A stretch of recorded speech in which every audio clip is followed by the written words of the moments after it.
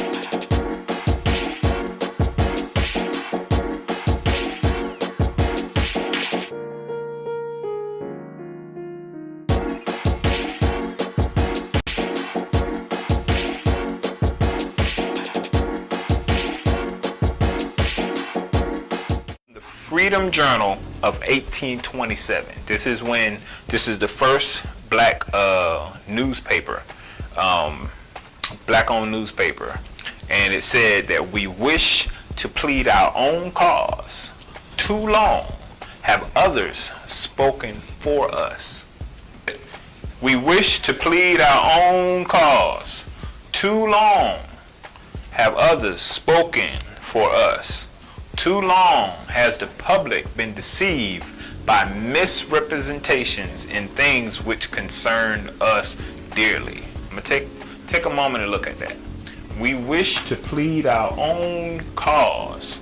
Too long have others spoken for us. Too long has the public been deceived by misrepresentation in things which concern us dearly. What was happening in that time is we wasn't, as black people, we were free, but we wasn't being represented well. Freedom Journal, their first print in 1827, literally said, we wish to plead our own cause. And that simply means that we are going to tell our stories. Nobody else is going to tell who we are and what we do. Nobody else is going to depict who we are and what we do. Their form of what they see us as will no longer be the only thing that's written on paper. So we have to tell our own stories. We have to show, others what is happening.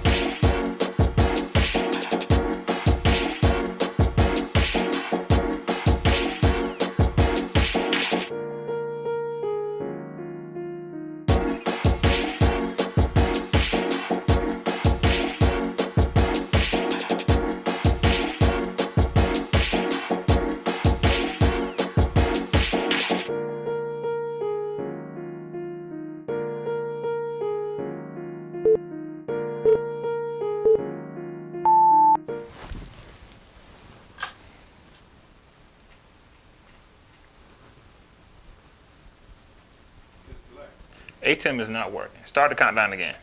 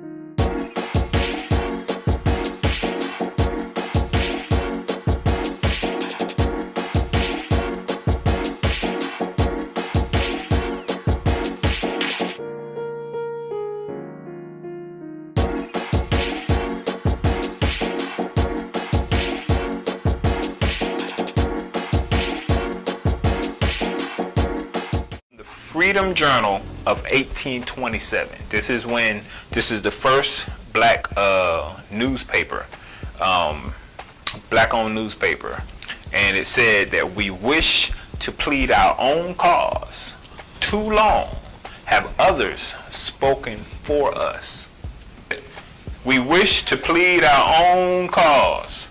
Too long have others spoken for us. Too long has the public been deceived by misrepresentations in things which concern us dearly. I'm going to take a moment and look at that. We wish to plead our own cause. Too long have others spoken for us. Too long has the public been deceived by misrepresentation in things which concern us dearly. What was happening in that time is we wasn't, as black people, we were free, but we wasn't being represented well. Freedom Journal, their first print in 1827, literally said, we wish to plead our own cause. And that simply means that we are going to tell our stories. Nobody else is going to tell who we are and what we do. Nobody else is going to depict who we are and what we do. Their form of what they see us as will no longer be the only thing that's written on paper. So we have to tell our own stories. We have to show others what is happening. Hey, bro.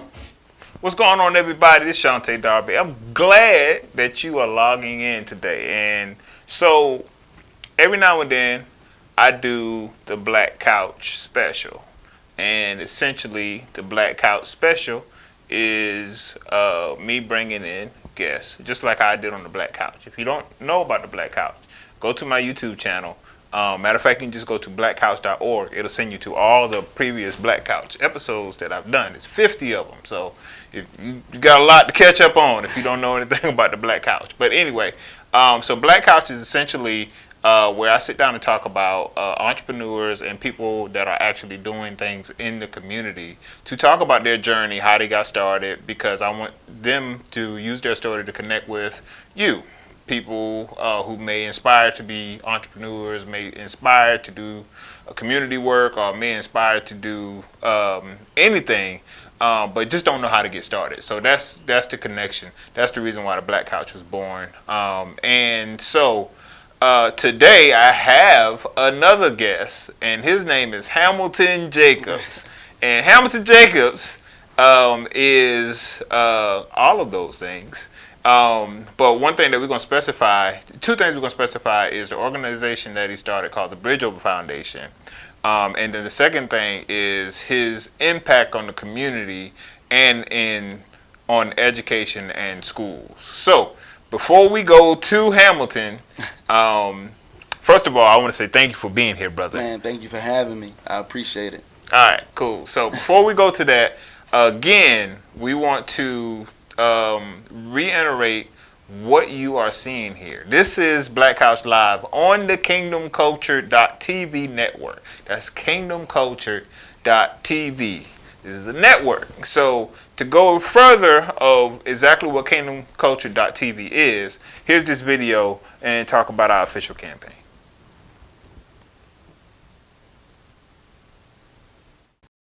This is what we built.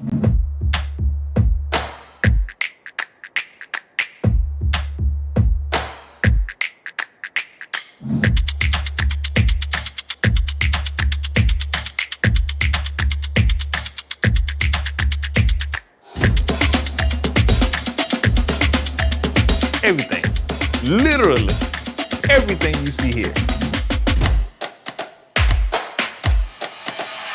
And let me show you just a little bit more. Welcome to Kingdom Culture Studios.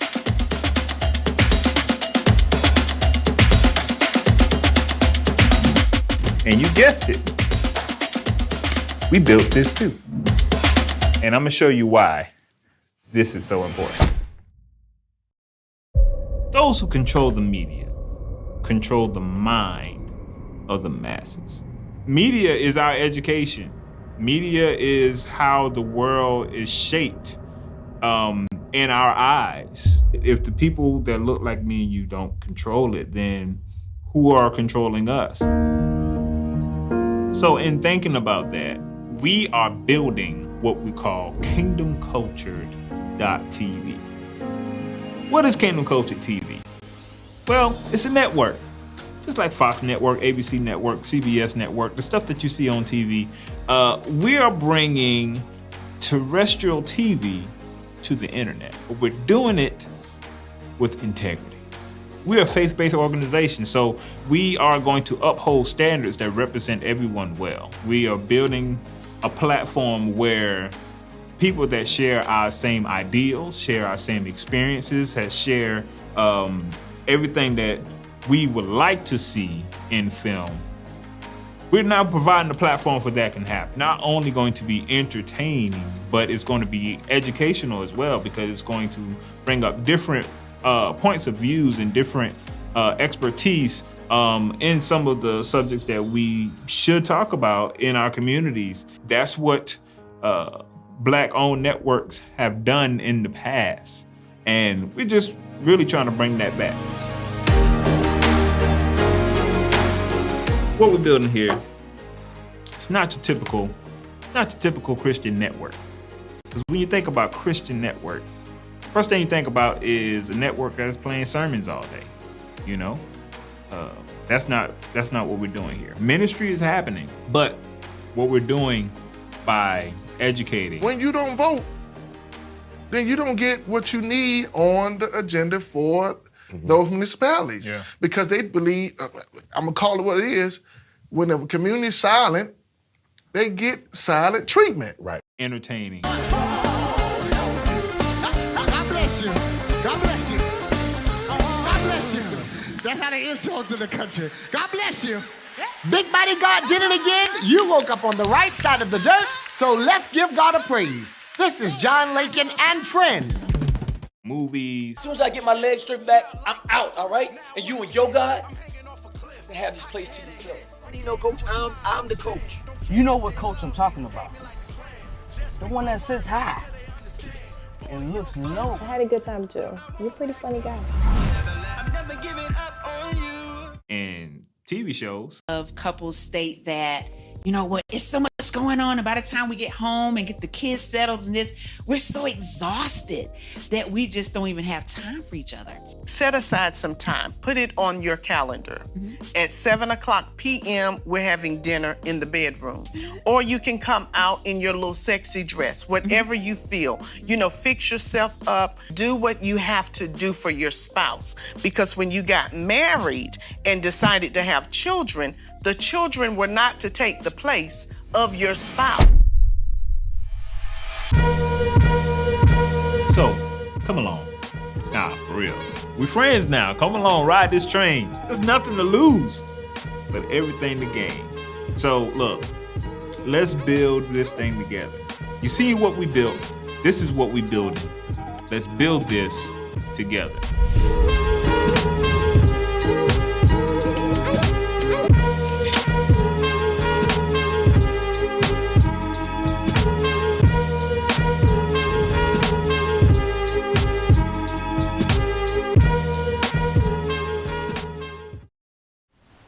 All right, cool. So you see what we're building. Let's build this together. So, all right, but let's get straight into it. We got, again, Hamilton Jacobs in the building. Hamilton Jacobs, introduce the people. Tell them who you are. There's a camera right here specifically for you. Tell the people who is Hamilton Jacobs. Oh, man. I'm a young man from Columbia, South Carolina. Father, husband, son. Come on now.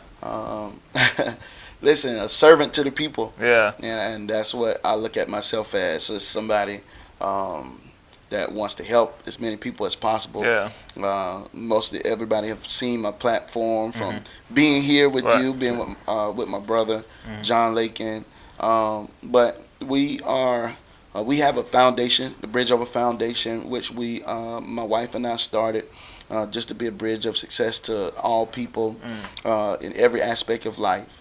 We wanted to make sure that we were able to kind of be an incubator for them in their road to success. Got it. Whatever they needed, whatever resources they needed, we just wanted to make sure that we were able to avail ourselves. But man, I'm a community man. I love children. Been a coach for over 10 years. Wow. And I mean, I grew up doing everything Yeah. that I do now, or seeing my dad do it. And then when I left from seeing my dad do it, I got to see my father-in-law, my wow. mother-in-law, and family do Yeah. it. And I mean, we just walked right into it. My wife and myself, we just walked right into doing Got it. what we do now. Got it. And I love it. I wouldn't change it for the world. All right, so now this Bridge Over Foundation, it didn't just drop out the sky. Like, No. what was the sequence of events that caused you? I mean, because this ain't just something I'm starting Bridge Over Foundation and then Right. you go. Like, you had to Right. put some work into it to get it what it is today. So, Right. like, what was the inception of the idea? The inception was, for a long time, I coached basketball. Coached Okay. basketball, coached Part 1 of football. And me and my friend, he's like my brother. I call him, everybody know him as Pooh Man. His name is Alfred Goodwin. We saw kids that that just needed help. They needed help. They needed resources. They needed somebody to be there. And then, you know, me and my wife being heavily involved in ministry, we saw people in our circle. We saw, you know, people in our community, in our neighborhood, adults that really needed somebody to be there for them, whether it was just a word, whether it was comfort, whether, you know, it was resource, finance, whatever it was. And we found ourselves being the people that everyone felt comfortable enough to come to. Yeah. And so, you know, once you try to give all you can from yourself, being Faith just said, we have to figure out a way where we can bless people, just like with no holds barred, you know, no restrictions, no nothing. We just have the ability to try to bless people and give what we would give ourselves, just be able to try to get as many resources and things from the government that has put these things in place for people to be successful to do it. And so that's just what we did. We really sat down, we talked about it, we prayed about it, and we said we were going to do it. So we stepped out on faith and created the Bridge Over. We just wanted to be a bridge. And that's how the name came into it. We wanted to be a bridge for people, you know, a bridge to go across, and if you ever needed to come back, you could always come back across, you know, for another helping hand. Wow, that's kind of cool. So, and this is a non-profit organization. Correct. Got it. So, what made you go the non-profit route? Cause that ain't easy to do. It's not, but you know, I think when you have a servant's heart, with me growing up in church and you know, looking at my dad and everything that he did just because he loved people, and looking at my father-in-law do the same thing, you know, it was just in my heart just to help people. Got it. You know, I wasn't not looking for money, not looking for fortune and fame, but just being able to give people a shoulder to lean on. You know, so I wasn't thinking about profit. I was just thinking about serving the people, how I could help them, you know, what we could do just to try to give people a chance at life. You know, there's a lot of people out here that are really like throwing them some blows. And so if we able to try to help them in any way possible, then that's what we wanted to do. You guys became officially sanctioned after the pandemic. Correct. So how much of the pandemic affect your decision to actually go this route? Because now you're home and you said you're servant's heart. Right. You know what I'm saying? Right. Everybody jobs wasn't full time over the pandemic. You're like, Right. I might need to put this on pause until we get everything straight. Yeah. You know what I'm saying? We gave so much of ourselves, and we started working with the Bridge Over before the pandemic, but we officially became a non-profit organization after the pandemic. And so we were always doing work. We were always doing it, but we got it, you know, officially stamped by the government and by the state earlier this year. And we just wanted to The pandemic, it made a lot of people, they lost loved ones. It touched a lot of people and affected them mentally. Yeah. It did a lot to Yeah. our environment and to our community. And so we had to make sure that as people tried to come into what some are calling a endemic, that there was something in place, that there was something available to save our children. You saw over the pandemic, gun violence rose to an all-time high. Right. It was already high, but violence amongst one another, amongst our children and our youth, it just got totally out of whack. Yeah. Coming out of the pandemic, in the pandemic, and coming out of the pandemic. And I think that was a result of people not having resources, people not having money. And some people say that, the pandemic did differently for, various people. But we lost a lot of children. Yeah. And we lost a lot of people in our community. So we wanted to make sure that we were there. Yeah. Yeah. You Be said present. Yeah. You said a lot in there. One thing I want to kind of point out, because I found out about the Bridge Over Foundation through the I don't know if it was a prayer walk y'all did. Yep. We did a walk against gun violence. Okay. Yep. What made you guys do that? We lost a young man. You know that I'm heavily involved in sports. We coach a lot of our players that played with Lower Richland High School down in Southeast where I live at. We've watched them and pretty much been with them since they've been in Pop Warner. So elementary, middle school, all the way to high school. And one of the young men that played on that team lost his life to gun violence. Wow. And, a lot of people talk about things, but me and my wife said enough is enough. Like, we really have to be aggressive in our quest to try to save our children. Yeah. And so, it's easy to talk about it, but we said, listen, we're going to do this peace walk. We're going to put the word out. We're going to get some people, and we just going to step out on faith and bring it together. And when we put the word out, so many people were moved and wanted to be a part. And I think that we had about 150, almost 200 people to walk from Garnish Ferry Activity Center all the way to Lower Richland High School. And there we ended in prayer. We had song. We had the Columbia Richland Fire Department. Nice. We had the Richland County Sheriff's Department that was there. We had a city official that had never officially really been in the southeast part of our town, which is our, deputy chief, Melron Kelly. Got it. And so, Got it. Melron is a great guy, and he came down and he was just even amazed by the love that the community had to try to console one another as we move forward. So, that's what prompted us. We just, somebody had to step up and say enough is enough. Right. Yeah. How does that? I know it may be a bittersweet thing because number one, your organization was the one that brought someone who don't normally, because Lower Richland is the one that always get looked over. Right. You know what I'm saying? Right.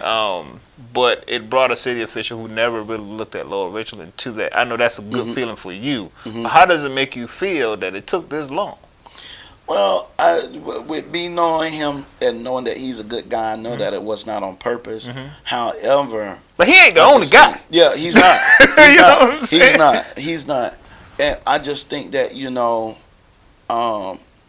it's just going to take more attention to what's needed. We have a lot of elected officials in that area, but at the same time, it's a lot of people that has never experienced what the Southeast has to offer. And I live down there, but I'm from this end, and so I find myself always trying. Well, when I say this end, I'm from Columbia, the Monticello area. So I find myself always trying to kind of merge the two so that someday we can all be together. Because I think that's part of the problem. Everybody is like so divided, even though I know you have to do it as a state. You know, you got to have the Northeast, got to have the Southeast, you got North Columbia. But I think that there has to be a merging of everybody together so that we can try to begin to, you know, fix the issues that we have within ourselves. Yeah, especially, I mean, we all still Richland County. Right. At the end of the day, we still Right. Richland County. Exactly. That's so interesting, man, that you said that. So, let's go back. So, and you mentioned your wife. You mentioned that you're a father.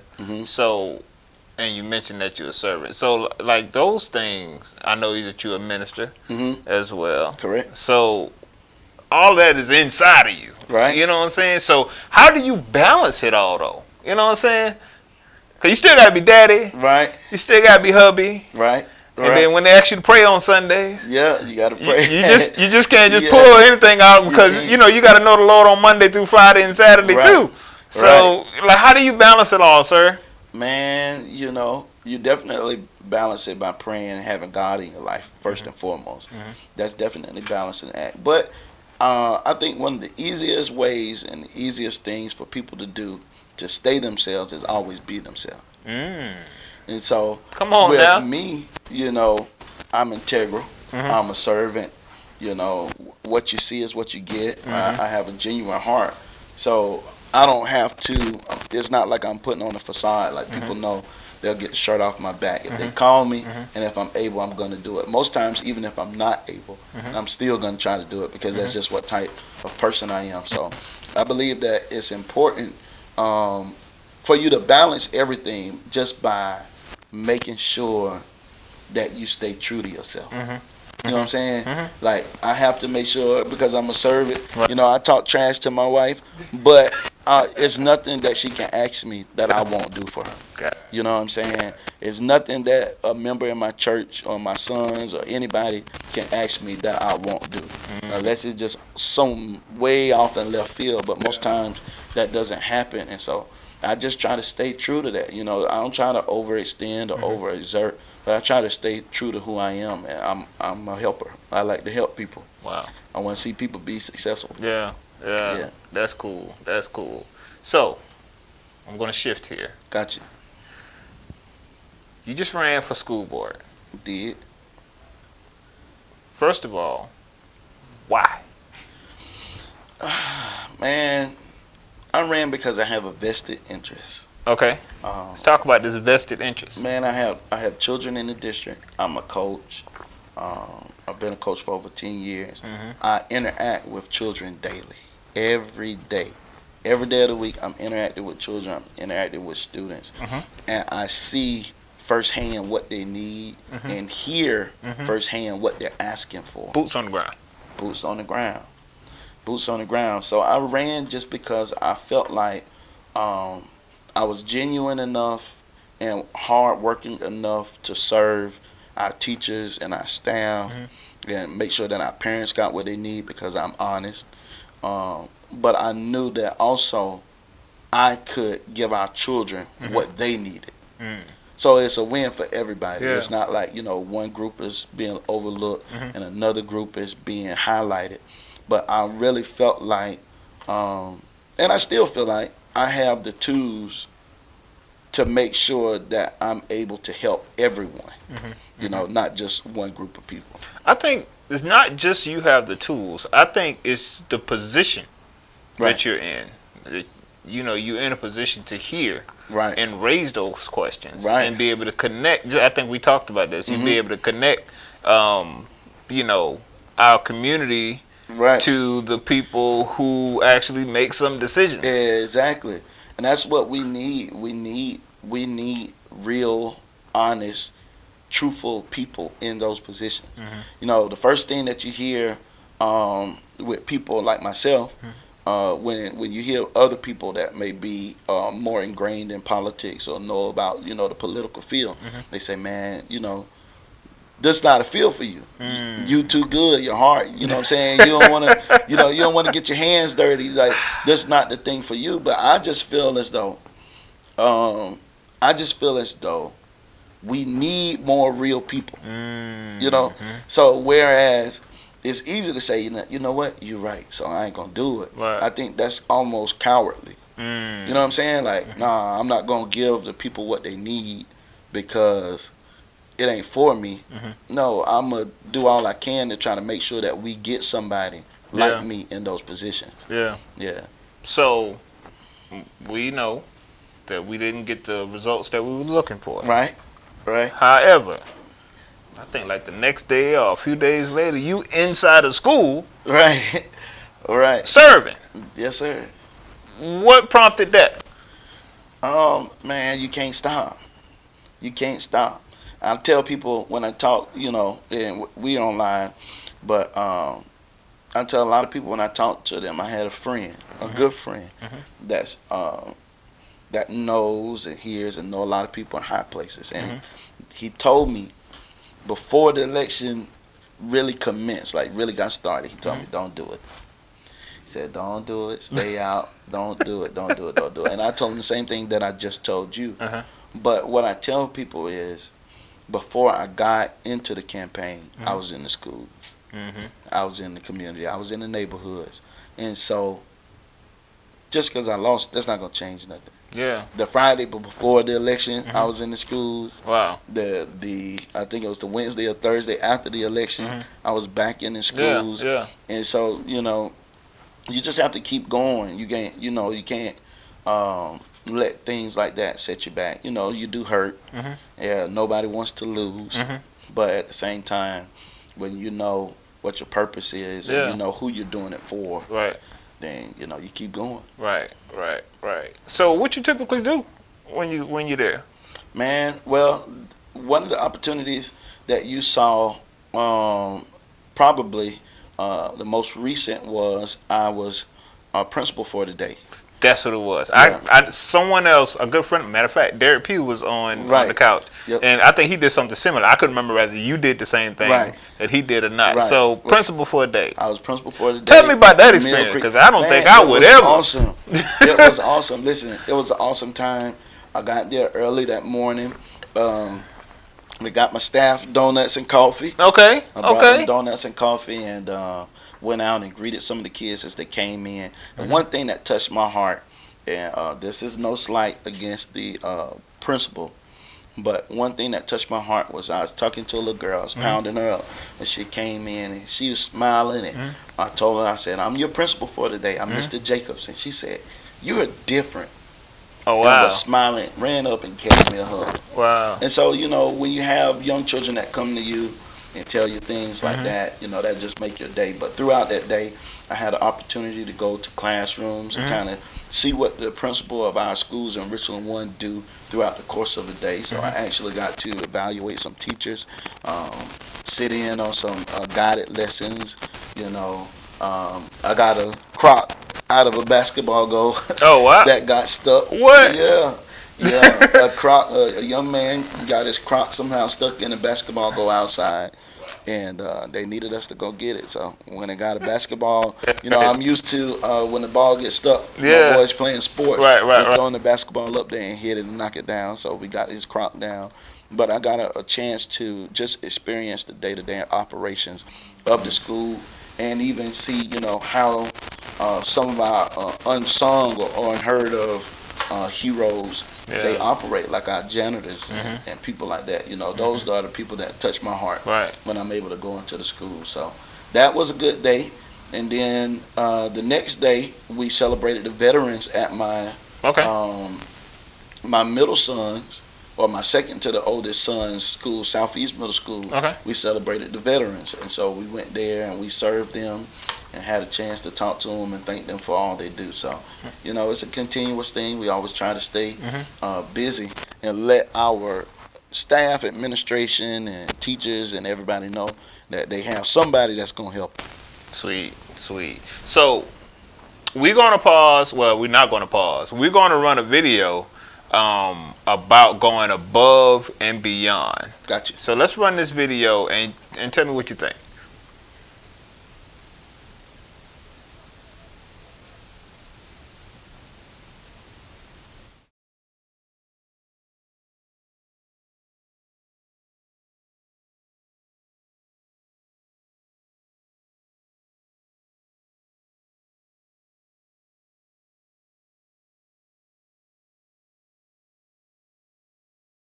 Here in Charlotte, North Carolina, a young African American tried to get a shoe shine at the Greyhound bus station. He was arrested and taken to jail. On that same day, it just didn't go back above and beyond. The attention, I'm not used to it. I don't think that I've done anything worthy of distinction to warrant the attention. This is Henry Darby, Walmart associate by night, stocking shelves on the graveyard shift from 10 p.m. to 7 a.m. But he has a day job too, a tough one at that. Good morning. How you doing? As a beloved principal of North Charleston High School in North Charleston, South Carolina. Well, then put your jacket on, please. Do not go in that building without your jacket on. COVID-19 has really placed a damper on the personal relationship because at North Charleston High School, we do express the 3 R's: rigor, relevance, and relationship. Everybody knows that I'm a hugger. When I see my student, come here, boy. Come here, child. Come here, give me a big hug. Meet them at the door, off the buses. You got problems, then come here. Give me a hug anyhow. I'm just that type of guy. He's also the kind of guy who knocks on his students' doors after school and on weekends to check in. A student body who has 90% of their families living below the poverty line. The pandemic hitting his community especially hard. I get a little emotional because when you've got children, you've heard sleeping under a bridge, or a former student and her child is sleeping in a car, or when you go to a parent house because there's problems and you knock on the door, there are no curtains and you see a mattress on the floor. And these people need, and I wasn't going to say no. And at my age, you know, we don't ask for money. We just don't. You just go ahead and do what you need to do. And Mr. Darby did. That night shift at Walmart, it's for them. Every paycheck, every dime, all of it goes to helping his students in need. He has done so quietly, not even telling his manager at Walmart about his day job.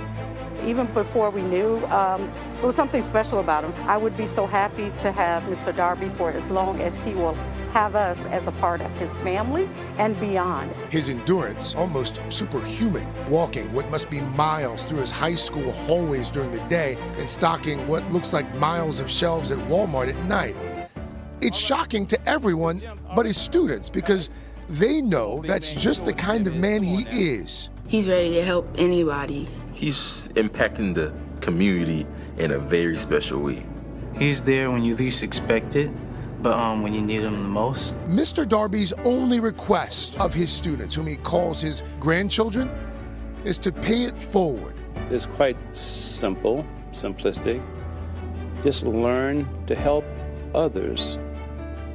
That is one of the greatest things that we could do in terms of human beings. Simple, yet powerful words from a man who knows that one person might not change the world, but they might change the world for one person, and that can make all the difference. I am an optimist, but I'm also a determinist. I know that it's going to get better. I know that these times will not always be with us. I know that my students will not always be in poverty. I know that because that's what we are. America makes it better for everybody.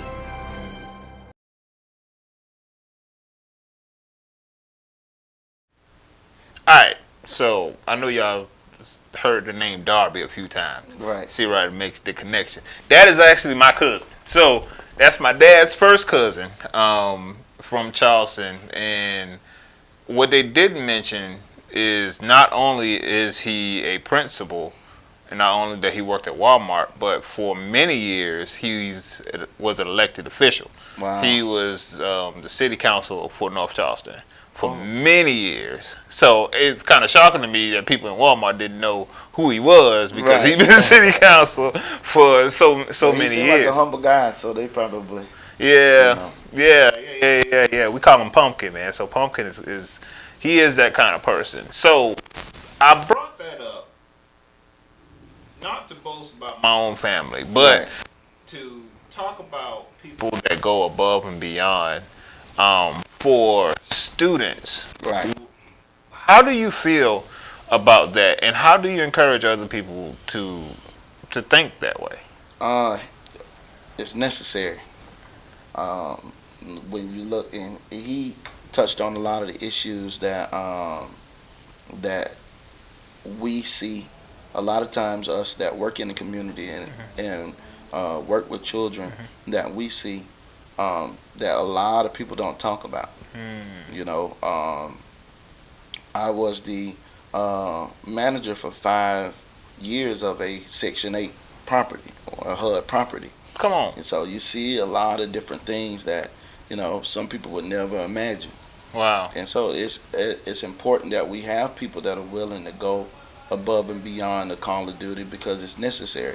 You know, you have a lot of people that that feel like, you know, well, that's not my job, I don't get paid for it, so I'm not going to do it. But when you know how much it means for that child, and that you may potentially be saving or helping the next president of the United States, you know, then you go above and beyond the call of duty to make those differences. So I commend him, but definitely encourage those people that are in those positions and that are able to do it, to do it.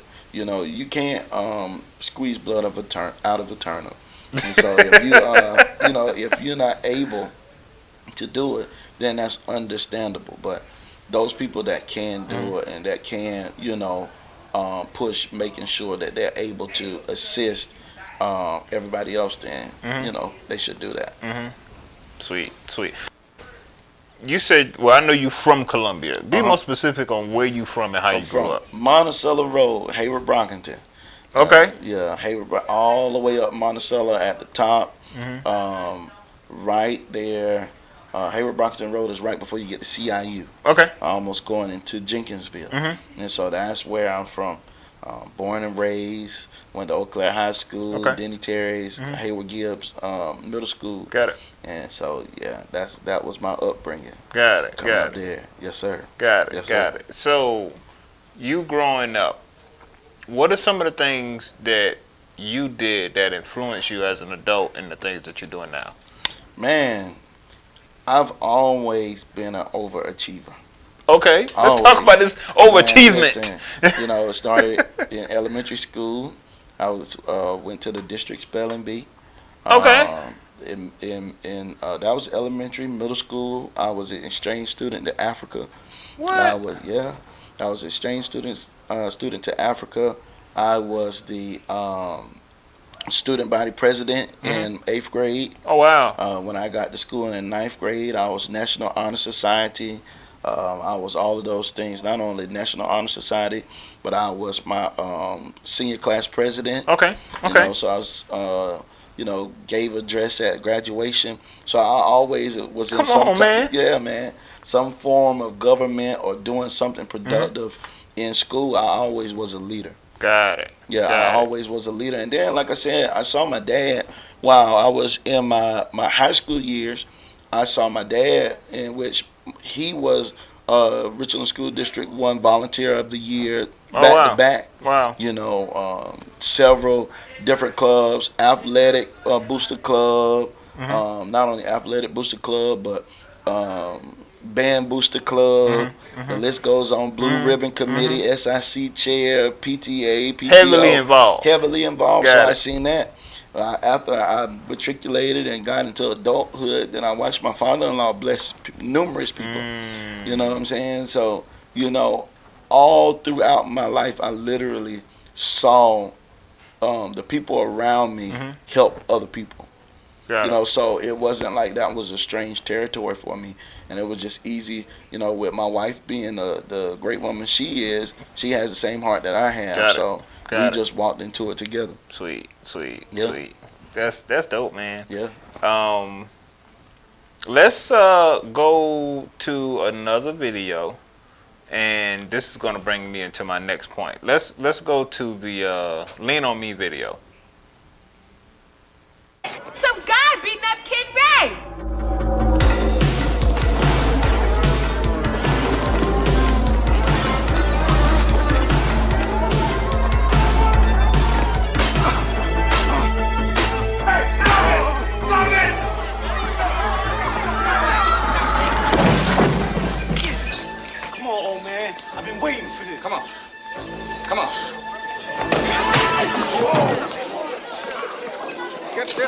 disgrace to embrace out of here. You already threw this disgrace out once. What's he doing back, Mr. Wright? Someone must have let him in from the inside. I want every door in this school chained and locked. All of them. Yes, sir.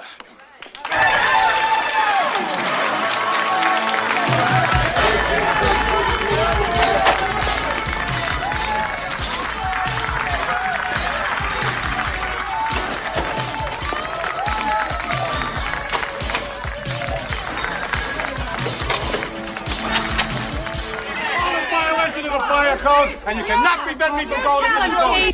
Look, how many times do I have to tell you, huh? You're not getting in and that's that. There's no right to lock these doors, and I have a duty to inspect this plant. This is not a plant, Chief Gaines. This is my school. If you want to get in here, you'll apply for a pass just like everyone else. You and your TV friends here. What the hell is the bat for? They used to call me Crazy Joe. Well, now they can call me Batman. I got thugs, drug dealers, and deviants of all kinds trying to get into my school. You might be one. I don't know. Are you crazy? Are you nuts? I got all day, Chief Gaines. How much time do you have? I'll be back, Clark. I'll be back. Thanks, Mr. Darnell. Good to have you back. Clark, you should have never fired me in the first place. Well, you're right. But don't get used to it. Mr. Clark, why did you lock the school? Aren't you concerned about your students' safety? Get these people back to their classes. Yes, sir. All right, kids, please. Come on, honey, get back to class. Let's go back up to class. Don't hang around. You're playing right into his hands. That was the fire chief. You know what he's saying right now? Black bastard can't throw me out. But you know where he's saying it?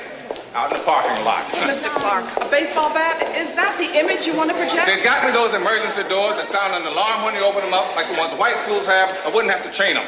Those doors cost a fortune. We don't have enough money for books. Well, tell the mayor that. Call the federal government and tell them to get me more money.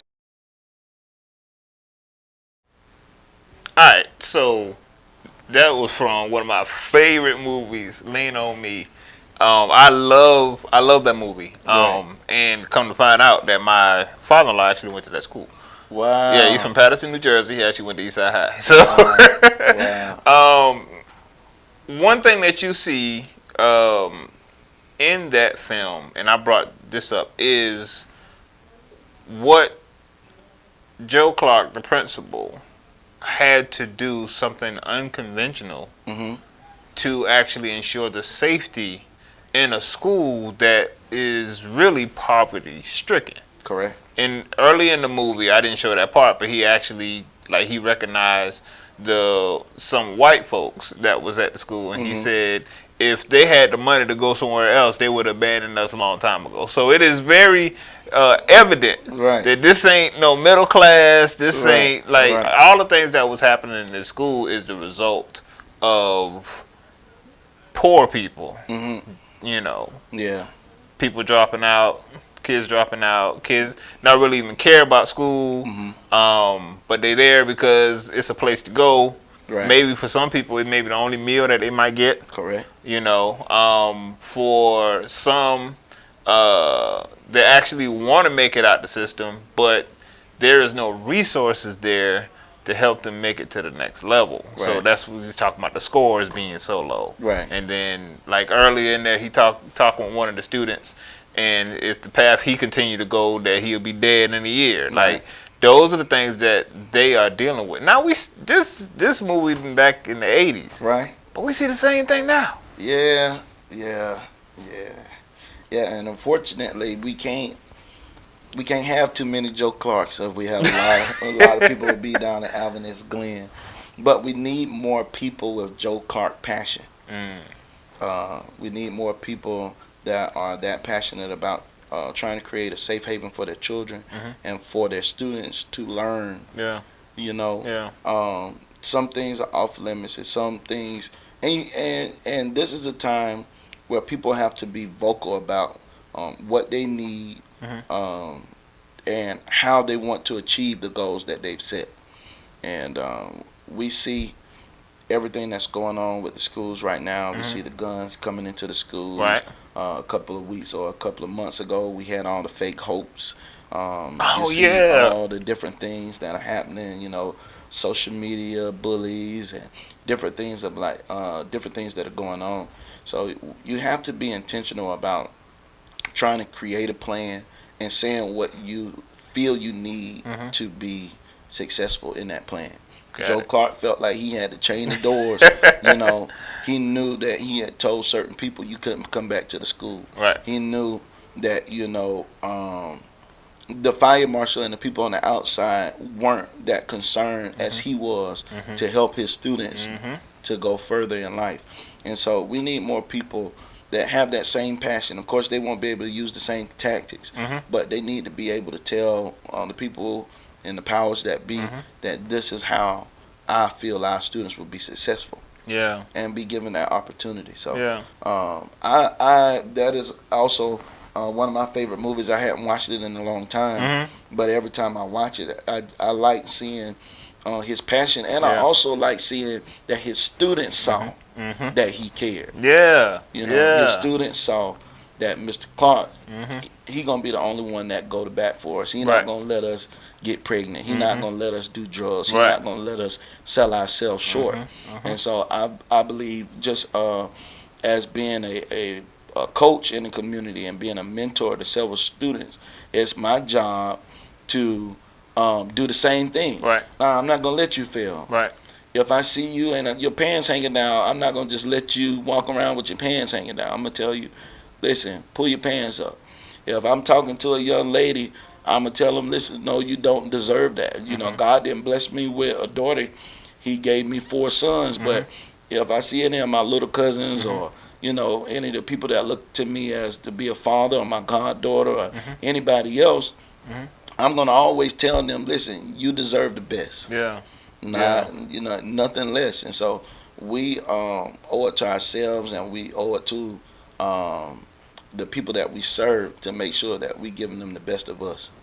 And I believe that Joe Clark did that. Oh man, he definitely did.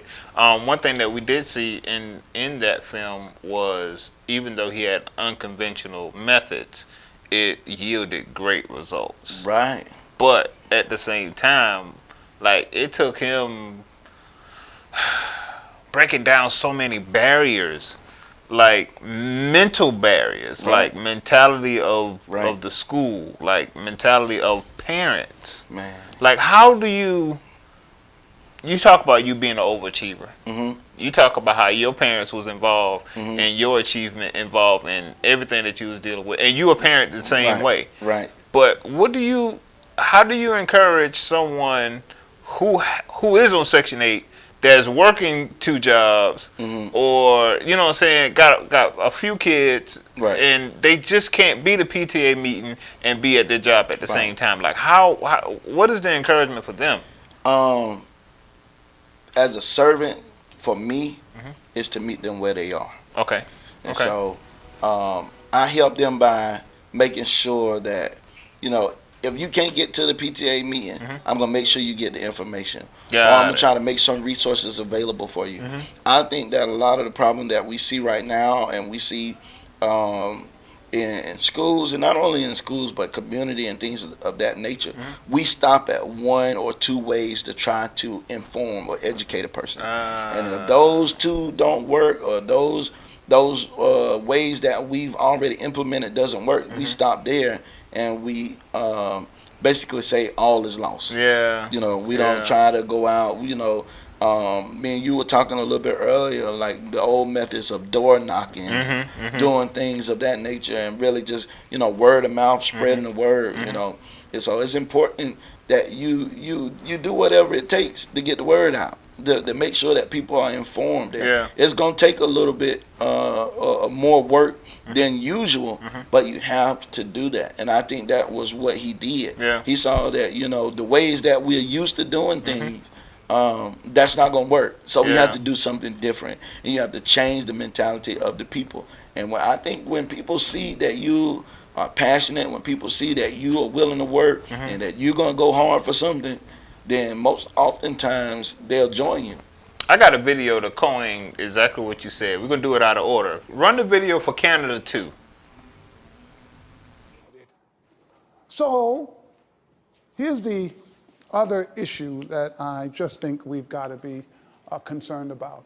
We can't stifle innovation in our business. We have to innovate. And people in our business get mad about innovation. They get angry if you do something different. If you try something new, people always ask you, it's charter schools. Yeah, it's charter. Let's try some stuff. Let's see. This stuff hasn't worked for 55 years. Let's try something different. And here's the rub. Some of it's not going to work. You know, people tell me, yeah, those charter schools, a lot of them don't work. A lot of them don't. They should be closed. I mean, I really believe they should be closed. But we can't confuse figuring out the science and things not working with we shouldn't therefore do anything, right? Because that's not the way the world works. You think about technology. Imagine if that's how we thought about technology. Every time something didn't work, we just threw in a towel and said, let's forget it, right? You know, they convinced me, I'm sure some of you would like me, the latest and greatest thing, the Palm Pilot. They told me, Jeff, if you get this Palm Pilot, you'll never need another thing. That thing lasted all of 3 weeks. It was over. I was so disgusted I spent my money on this thing. Did anybody stop inventing? Not a person, not a soul. The folks went out there, they kept inventing. The fact that you have failure, that shouldn't stop you from pushing the science forward. Our job as educators, there's some stuff we know that we can do, and we've got to do better. The evaluation, we have to start with kids early. We have to make sure that we provide the support for young people. We've got to give them all of these opportunities. So that we have to do. But this innovation issue, this idea that we've got to keep innovating until we really nail this science down is something that is absolutely critical. And this is something, by the way, that I think is going to be a challenge for our entire field. America cannot wait another 50 years to get this right. We have run out of time. I don't know about a fiscal cliff, but I know there's an educational cliff that we are walking over right this very second. And if we allow folk to continue this foolishness about saying we can't afford this, so Bill Gates says it's going to cost $5 billion. What is $5 billion to the United States? What did we spend in Afghanistan this year? How many trillions, when the country cares about something, we'll spend $1 trillion without blinking an eye. When the safety of America is threatened, we will spend any amount of money. The real safety of our nation is preparing this next generation so that they can take our place and be the leaders of the world when it comes to thinking and technology and democracy and all that stuff we care about. I dare say it's a pittance what it would require for us to really begin to solve some of these problems. So once we do that, I'll no longer be angry. So you guys, right, help me get there.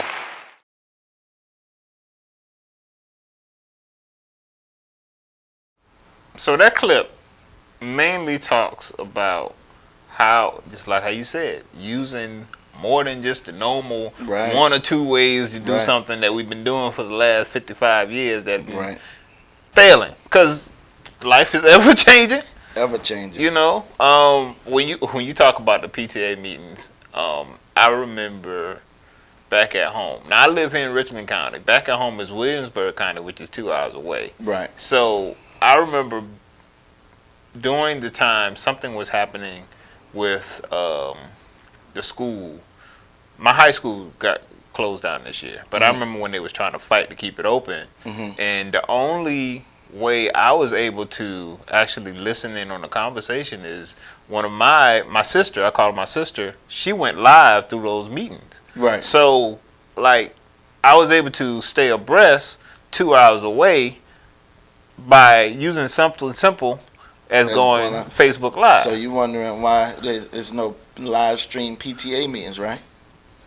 I'm wondering the same thing. Listen, but I'm just serious, you know, we have to adapt to the times. Just like he was saying, you know, you look at trying to prepare the next generation.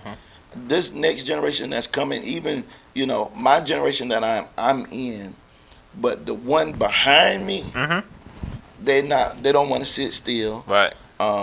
They well, let me not say all of them, but the majority, they don't want to sit still. They're in the social media, they're in the phones, they're in the technology, and so we have to make sure that we are meeting the people where they are. Yeah. You know, you might not get nothing but 10, 20 people in a meeting, but if you put it out there on a live stream, you might get 50 to 100. You know what I'm saying? Or even if you don't get 50 to 100, you might have 20 to 30 people to share the meeting. This is what happened. Or, you know, it's so many different ways that you can meet the people where they are. And so we just have to, you know, be open to it. Have to be open to it. Like he said, you know, you said the world is ever changing. He said we have to be innovative. Have to be innovative. You know, we have to keep innovating. You have to keep, you know, creating. So that's one of the things that I wanted to really pour into my own sons. You know, this world of endless possibilities. Absolutely. Absolutely. You know what I'm saying? Keep whatever you want to do. Don't close yourself off. Don't box yourself in. Whatever you want to do, me and your mom always gonna support you. As long as it's right, we always gonna support you. We always gonna be behind you. But you know, don't feel like there's anything off limits. You know, just shoot for the stars. That's so many things that you can do once you start thinking innovatively when it comes down to the school system. So I'm putting this challenge out there for everybody, honestly. I know you have the Bridge Over Foundation, which will tackle some of those things, but you can't tackle everything. So, like, if someone is listening to this right now, like, and you got an idea, just start working that idea that's going to try to help push things forward. Just like we talk about, like, why is there's not live stream at the school, at the PTA meeting or at the school board meeting. Now I do know that Richland County Council, they do live stream their sessions. And Richland one does have a stream where you can watch the meeting. Now I don't think you can comment in those meetings, but you can watch. But see, that's still a barrier, because when I was getting my master's online, and they had a live stream class, or they had some type of Q&A with someone that came in, like, most of us who was watching online had first dibs on the questions that we can ask, or just for clarity, like, just because you're not in the, this pandemic has shown us that everybody just can't be in the room. You know what I'm saying? Like, and some people are still scared to go in the room. Just truth be told. You know, some people are like, you know, I'm a little eerie. I don't want to go. And it's so funny. I'm gonna be honest with you. Like, and this is when I fully realized how behind our public school system is. I was a school teacher, a music school teacher in the private sector for 2 years. I came in 2014, and then I left in 2016. But in those 2 years, we had already had an online system, a hybrid system, of where if our students come once a week, but they still essentially was able to communicate and have class and receive instructions on the other 4 days. So they did their homework online. We grade their paper live online, and this was in 2014.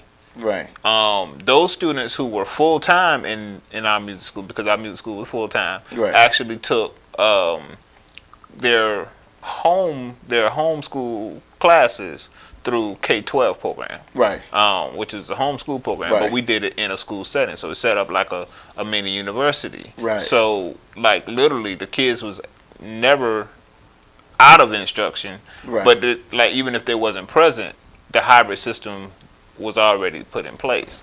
Now, fast forward to 2020. Public school system, like, oh, we don't know how this thing here gonna work. We don't know how to, you know what I'm saying? But the private school system been doing this for forever.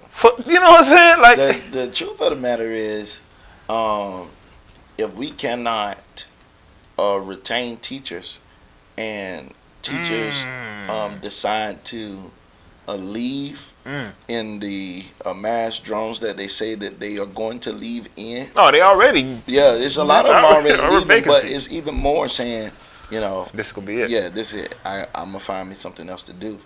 We're gonna have to. Our teachers or our students are gonna be learning on computers. Yeah, that's true. And really, you know, I love that interaction with, you know, teachers being able to help. Teachers being there, being able to talk to students, still being able to invest in them. And there's some life lessons that you learn from teachers. Right. I know my band director, Myron Thomas, listen, I'm still listening to lessons that he taught me. Yes, you know, I hear. when I was in high school, and literally he had me, because my sister and my brother was in the band, he had me all the way from when I was in elementary school, you know, being able to march in the band and just marching parades and little stuff like that, where he saw me grow up. And so he always had a life lesson. I was always able to talk to me and get through to me and, you know, tell me what to do and what not to do when my parents wasn't in school. We got it. You feel what I'm saying? Got it. Got it. So our teachers are so important. But if we keep going the way that we're going, that's just our students gonna be doing K through 12 program. But this is the thing though, like, and I know you can attest to this.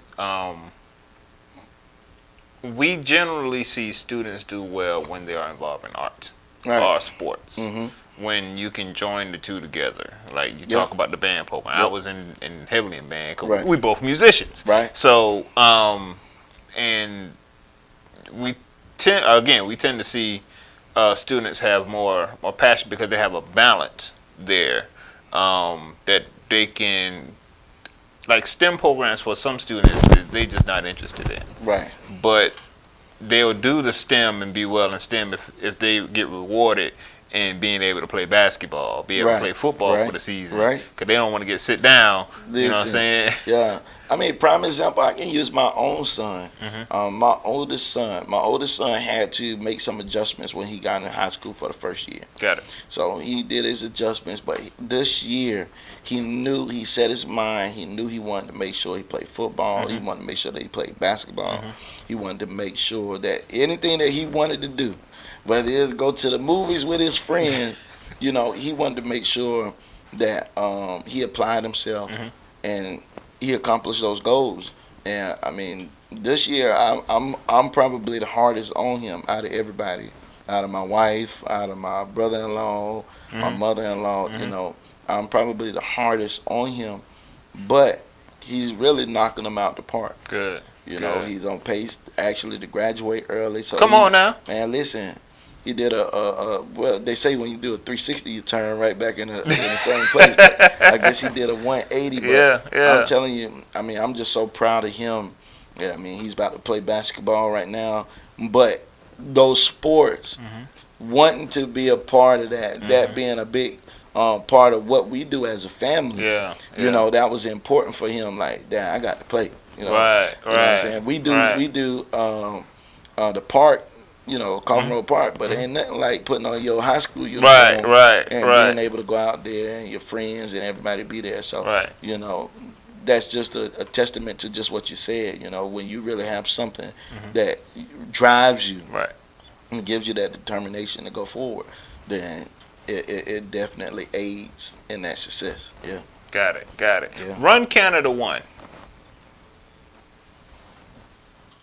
I'm a tester guy. I believe you need data, you need information, because you work at something, you think it's working, and you find out it's not working, right? I mean, educators, you work, you say you think you got it, you're great. No, and you find out they didn't get it.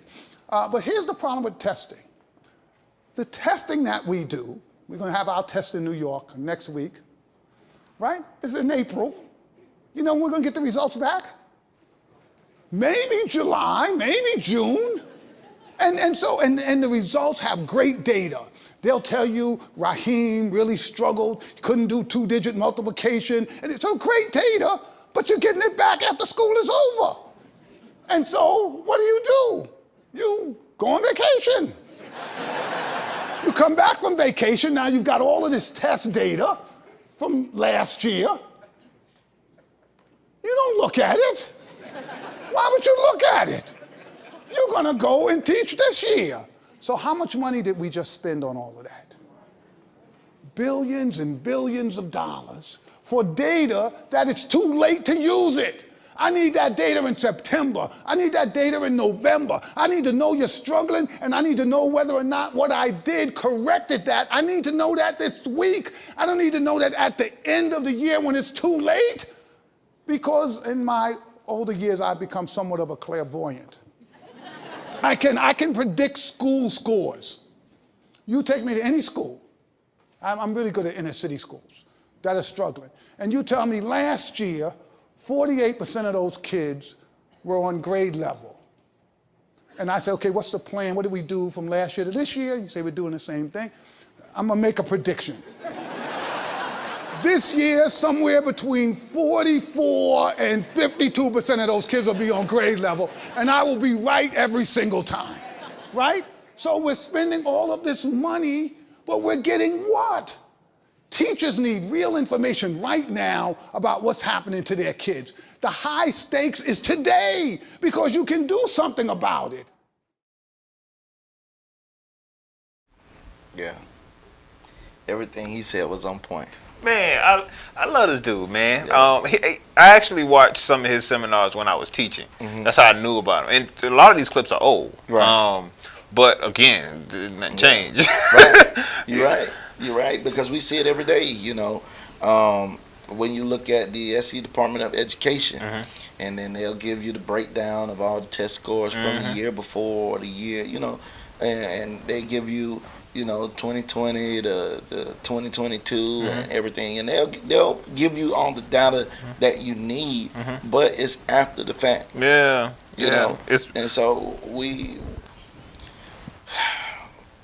to a certain degree, and I guess nobody has figured this out other than him, or you know, some people have figured it out but just don't have the power or know how to change it.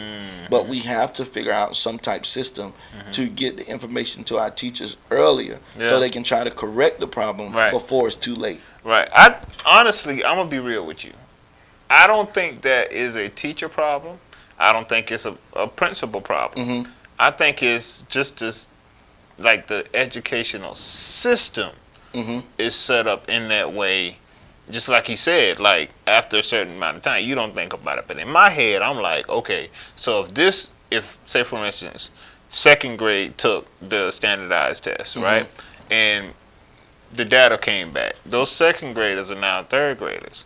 So what are some of the discrepancies that they had in second grade that we can revamp our third grade? Right. So, you know, of course, they ain't gonna relearn what they have in second grade or what they're struggling in. But because I use this for example, I didn't understand it then, but I understand it now. When I was selected to be a part of the Upward Bound Initiative program, so it's still Upward Bound program. Upward Bound usually is a program where it takes most of their achieving students. And expose them to a little bit more. It's a little more challenge. It's a little bit more instruction. It's a little bit like we had cultural like things. They took us on trips and stuff like that. But I was a part of the initiative program, which was a different grant funding, a part of the Upward Bound program. Those were students who didn't do well in specific subjects. Now the crazy thing is, my specific subject was math. Right. But I'm incredible at math. I just didn't apply myself. I was incredible at math. Which is usually the case with most people. So this is the thing. I didn't understand it then, but I remember our counselor, Mr. Hilton, who is a dear friend of mine now, he sat my parents down. We looked at all the scores from my 8th grade all the way up until like 10th grade. So looked at the scores, looked at, in my head I'm like, okay, well, it doesn't make sense if my 9th grade average brought down my overall score, because that's what I did in 9th grade. I just wasn't paying attention. But what he was saying is, we have to strengthen this so well to when they look at your transcript to go to college in 12th grade, that the average of those scores would be what it needs to be for me to even be college ready. Right. And that may not come from whether you applied yourself or not. That's just the numbers in which you did. So that's taking the data. This is an initiative program. This is taking the data and looking at the trajectory of the student. Right. And what do we need to do right now as a trajectory?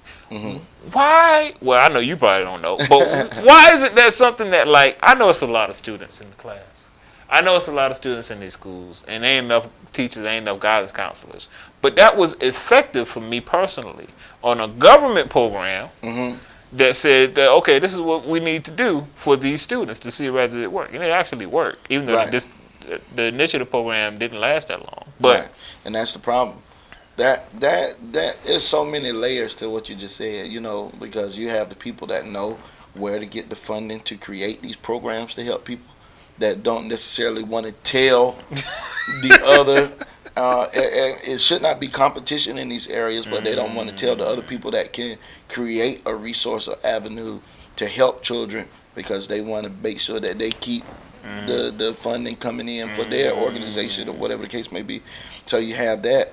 Then you have, there's not enough organizations itself, or there's some type cap on how many people you can take.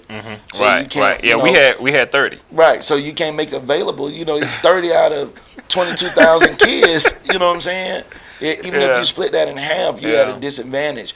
And so it's just, right now we're running into, and what I like to see, or what I'm enthused about seeing right now, is I see a lot more organizations, and I'm praying and hoping that every organization does the work, that they're just not forming just to form, but these organizations are actually doing work. But I see a lot of organizations coming about that are wanting to help in the community and help children and help homelessness and you know what I'm saying, the food deserts that's out there and the different things like that. And so we need more organizations that are willing to create what the Upward Bound Initiative did, so that we can touch a high school student, so that we can touch middle school students.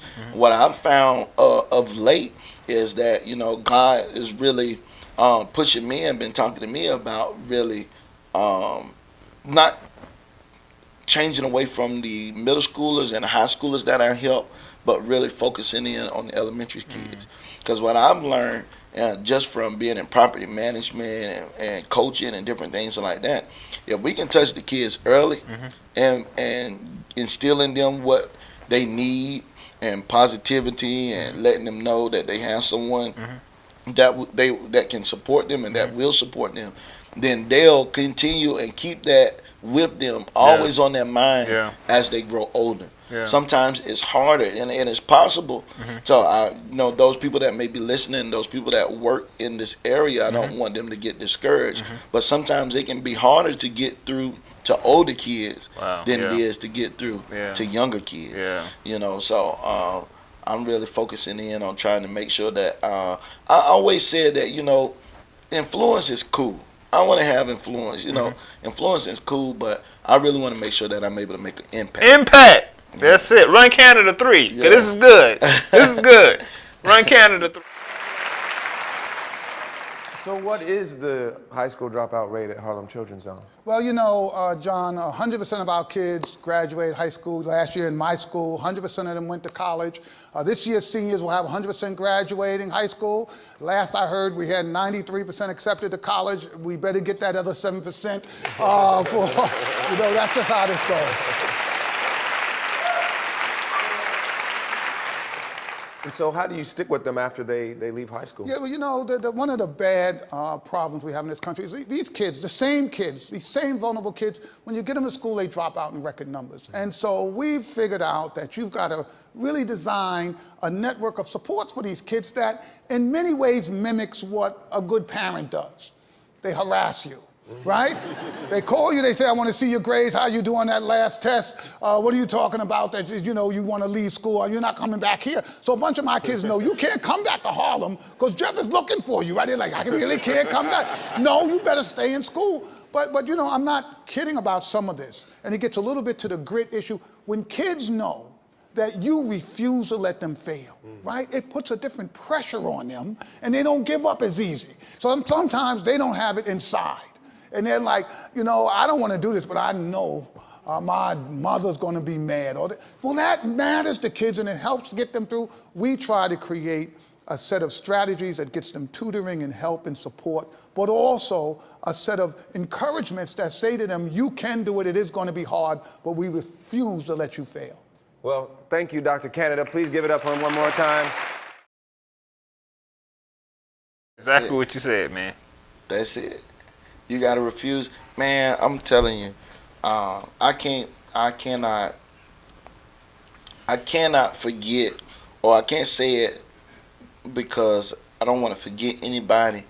But if I could celebrate anybody, if I could celebrate any one person that I feel like is a unsung hero that helps children left and right and been helping them for forever, it's a guy named Robert McCray. Okay. We call him Boo. Okay.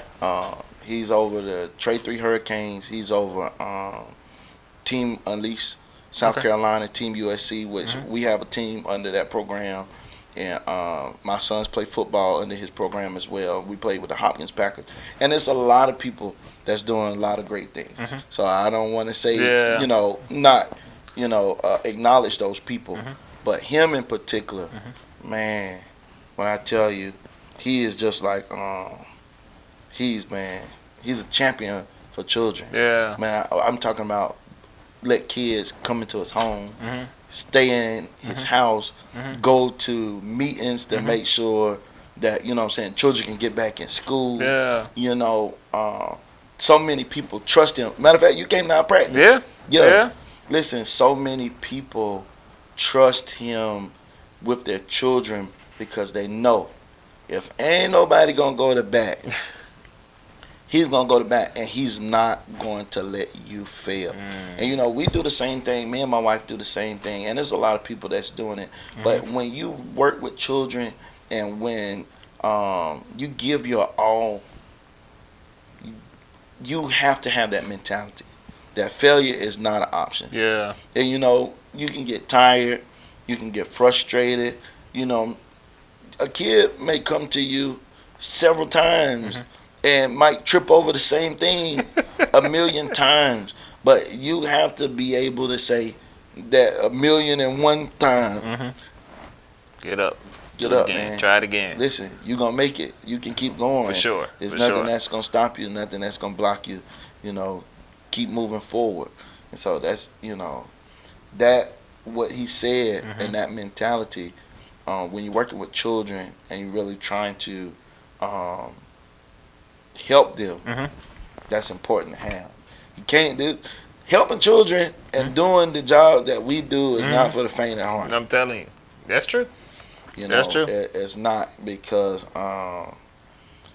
like children, and sometimes I get emotional when I talk about children, but children mean that much to me that I literally do anything to help them. Wow. You know what I'm saying? Wow. I'll do whatever I can to help any child or any student. I'll help them. And, I don't have to tell you, you can go to the schools, you can talk to them. We got athletes that are, I call him my nephew. One of my nephews is one of the top athletes in the state, one of the best wide receivers. You know what I'm saying? We have people that's just humble, good kids that value, what we say, even when we correct them because they know it's in love. Wow. Yeah, so that's what's needed, man. You can't. Yeah, it's no. Failure is never an option. Failure is never an option. Look, my brother, we gonna wrap this thing up, man. Look, Yes, man, I appreciate like being able to sit. I'm gonna tell you what prompted this. When the principal for a day, right after you lost the election, that says a lot about your heart, bro. Right. Like I know you outside of the cameras. Right. You know what I'm saying? Right. We've done a lot of things together, and we definitely gonna do a whole lot more together. Oh yeah, most definitely. But I wanted to bring you on just to for people to see your heart. You know what I'm saying? Right. And like, man, like that's one of the things that why we have to invest in black-owned media. Now you see Right. in the 5-minute countdown, Right. where I talk about in the Freedom Journal that they said that too long have others been spoken for us, so we had to like literally tell our own stories because, Right.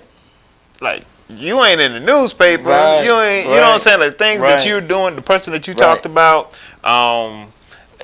you don't see them on the 5 o'clock news. You're not. You know what I'm saying? Like, but it's so many good things that are happening in our community, Yeah. and it just kind of get overlooked because we don't have a platform to tell our own stories. Right. So if we really understand like the importance of black-owned media, And the truth, I Go don't ahead. want to cut you off. Go for it. Truth be told as well, one thing that I think that we do in our culture is we've been conditioned to feel as though anything we highlight that we do ourselves is boasting. So we don't say what we do, and we call that being humble. If I that get makes that. if Yeah. that makes sense, you Yeah, know, yeah. you know what I'm saying. And so it's important. I'm thinking and I'm learning that you value your worth, and to a certain degree, you have to put yourself on display. That's true. That's true. My brother-in-law, me and him was having a good conversation today, and he told me, he said, if you never say anything about what you do, people will never know. That's true. If I said half the stuff that I do, and my wife know, because I tell her all the time, people would be like, dude, you are crazy. Like, why? I believe you. Why would you do that? But that's just my heart. Yeah. You know what I'm saying? That's my heart. I love people. I love people, and you know what I'm saying? I love being able to help people. Yeah. What you see, like I said earlier, what you see is what you get. You know, I'm honest all the time. I ain't gonna even say I try to be honest. I'm Yeah. honest all the time. Sometimes people might not like what I say, but they know it's the truth. Yeah. Yeah. They may not agree with it, but they know it's the truth. I try to be integral. I try to make sure that I show love. Try to make sure that and I hate to say this because my wife don't like to hear me say it, but I try to preach my funeral daily. Interesting.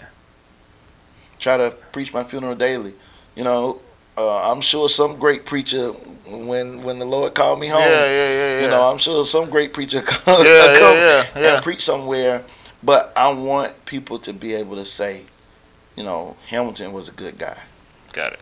If I don't know nothing else about Got it. him, he was a good guy. Yeah. He was consistent. He didn't change. He was always the same. And that's big for me. Yeah. So, I walk through, you know what I'm saying? I love my haters.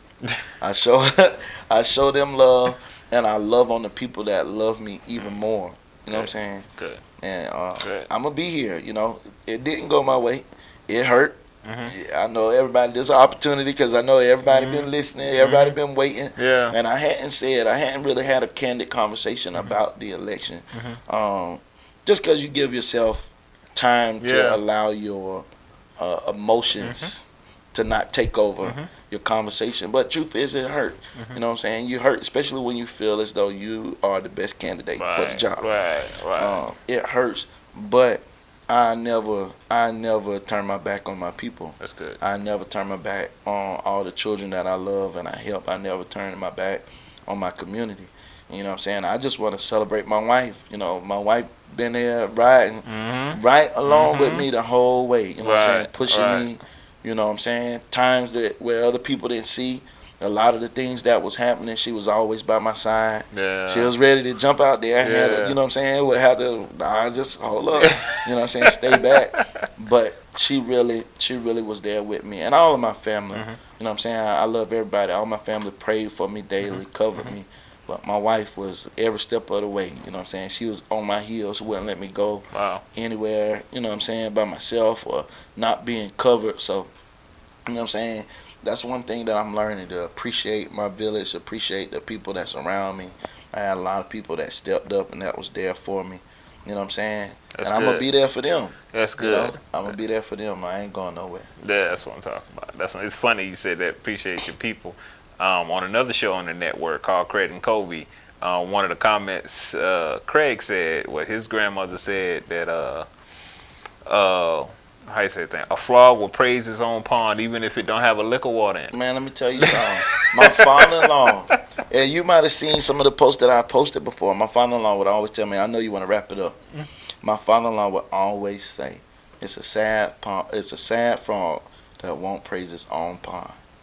And so every chance I get, you know what I'm saying, I try to celebrate my wife, try to celebrate my children, all the people that's around me. You know what I'm saying? I got a big pond. I got a big village. I got some people that I know if I call them, they're going to be right here. You know what I'm saying? A lot of my friends, a lot of my family. You know, I got a small circle, but they strong. Sweet. Small circle, but they strong. And so I appreciate it, you know. I have to appreciate my community. Every day somebody come and tell me, son, keep going. You made me proud. You know what I'm saying? Old people that I don't even know. Come on now. I saw a lady, I was on the phone with my wife today at Food Lion, and a lady came up to me while I was on the phone with her and said, I voted for you, but God got something bigger for you. Sweet. God's got something bigger for you, and I know I made the right decision when I voted for you. And you're a great guy. Come you know what I'm saying? Come you know, on, so man. when you get those messages, man, you know, you want to hurt inside, but when I tell you, like, literally, you know what I'm saying, so much love from the community, man. It'd be touching when I hear people come up to me, like people I don't even know, and say, hey, you Hamilton Jacobs, right? Right. And they tell me, you know, I'm proud of you. Keep going. Good. Yeah, we need you. We need you out here. Keep standing. Stay in the community. So I'm gonna be here, man. Be here for a long time. Listen, my baby 8 years old. So a lot of people got a long time to see me. Yes, sir. Man, I think even after your kids going to college, get all their scholarships and all the stuff, you're gonna still be around. Right. I will. It's in your heart. I You know will what I'm be. saying? I will be, man. I love my city. I love my people. You know, I love helping people, man. I go anywhere and help anybody. You know what I'm saying? I don't care. I just helped a lady that I ain't even know put her groceries in her car. You know what I'm saying? The other day, because she was an older lady. She was in a wheelchair. You know what I'm saying? I just feel like, you know, you add years to your life. You know what I'm saying? God gonna see. If nobody else see it, God gonna see the things that you do. Yeah. And He's gonna bless you because He know that you did it with a sincere heart. Sweet. You know what I'm saying? Sweet. So I just try to be good at people, man. Bridgeover Foundation. How Yes, can sir. people? I don't know if you people can donate, people can volunteer. Like, how do they get in touch with you? Okay, so if you guys want to donate, we have the Cash App. And let me look at the Cash App. I don't want to say the wrong thing or something. You know what I'm saying? Goodness. Listen, I'm glad this is here now. You know what I'm saying? Listen, I know my wife is gonna fuss at me so bad. No, it's all good. Cut to me real quick. I'll wrap the part when you let me know when you got it up. So okay, it's Bridgeover $. Hold on. We're gonna cut to you. Got you. Go for it. $, Bridgeover 22. If you want to cash out, you can Zelle bridgeoverfoundation@gmail.com. bridgeoverfoundation@gmail.com, or you can cash out $ Bridgeover 22. And if you want to make a check out, Bridgeover Foundation, we'll do all of those things. And everybody has my number out there. You can contact me, 803-846-3175. It's on all of the campaign stuff that you saw. Got it. But contact us, get with us. If you want to help, if you want to be a sponsor, if you want to be a mentor, I can tell you now that we have it where our mentors have to sign a contract to say that they're going to stay with the child for a certain length of time. Got it. We're so ain't no dipping in and dipping out. Yeah, we're very intentional about making sure that they are there for the student. We don't need them to get anybody that's going to show up and then don't show up anymore. Got it. And so that is one of the stipulations that we have. But mentorship, just want to help out with some of the volunteer things that we're doing. 2023 is going to be a huge year, so we're ramping up right now. Oh, I'm sorry. You good. 2023 is going to be a huge year, so we're ramping up for that right now. So definitely join in with us and help be a bridge to somebody else. Got it. So again, Bridge Over Foundation is a non-profit organization, so they have to give account for every dollar that they get and spend. That's so correct. it ain't like you pocketing the money and it's That's going to not correct. show up That's because correct. you got to have Everything. oversight. So That's right. That's good. So you're sowing in good ground with Into Bridge good Over ground, Foundation. yeah. And also, like I said, KingdomCulture.tv. The free way to support is to subscribe to our YouTube channel. It's KingdomCulture.tv. You can also follow us on Facebook. We have Kingdom Culture TV on Instagram as well. So follow our pages so that you can see the latest like updates of what we're doing with the Kingdom Culture TV. For monetary donations, again, go to KingdomCulture.tv or either Build KCTV. That's buildkctv.com, and all the information is there. The information to give, the information about the shows that is lined up, the information about when we're launching, everything that we're connected to, everything is on buildkctv.com or either KingdomCulture.tv. So yeah, social media is there, and again, invest in black-owned media because you get things like this. Like those of you that never heard of the Bridge Over Foundation, you find out the heart of it and what it's actually doing. Like other shows like John Lakin and Friends is actually on the Kingdom Culture Network. So of course he's on Watch Fox. Of course he got his on YouTube, but he's also on the Kingdom Culture Network. So like for the election, we was able to run his special on voting, the 4-hour-long show, on the network that we would be able to do that on Watch Fox. So invest in black-owned media because this is the media that is going to empower our people. That is, and this being a faith-based organization, we are also going to make sure that we represent everyone well and have good entertainment with integrity. So again, you can invest KingdomCulture.tv, buildkctv.com. That's the end of my show. Black Couch Live with Shante Darby. Y'all check out some of the other episodes. Make sure you check out the Bridge Over Foundation and check out KingdomCulture.tv. Peace.